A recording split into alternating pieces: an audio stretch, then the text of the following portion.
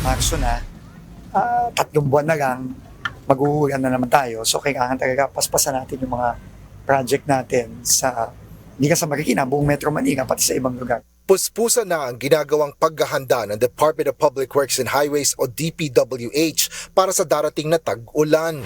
Ayon kay DPWH Secretary Vince Dizon, mahalaga na personal na mainspeksyon ang mga proyekto na inaasahang makatutulong para maiwasan ang mga pagbaha. Nais-anya nilang malaman kung anong problema sa bawat lugar at makausap ang mga mayor at city engineers para matukoy kung anong mga kailangang iprioridad na trabaho ng DPWH. Kailangan pukpukin natin yung ating mga district engineers, yung ating mga regional directors kasi very limited window tayo, uulan na naman ng June. So kailangan ready tayo as much as possible. Kung anong kayang tapusin, matatapos natin.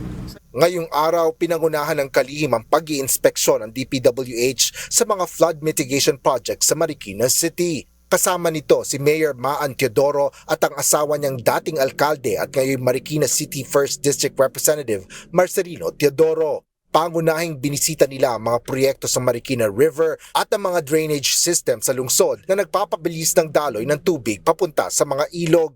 Inilahad ni Secretary Dizon na kaya hindi pa rin natatapos ang mga proyekto ay dahil sa problema sa pondo. Gaya na lang sa konstruksyon ng isang malaking drainage sa Sumulong Highway. Ang problema, wala tayong pondo for I think 175 million na lang.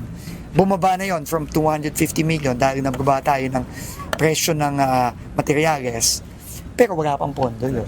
So, ang commitment ko na kay Mayor, kay ako, maghahanap ako ng pondo para tuloy-tuloy ng construction, para, hindi natin matatapos by June, kasi wala pa tayong pondo. Ang kaya lang nating tapusin yung 200 meters na sinabi nila July, pero kailangan by June tapos na.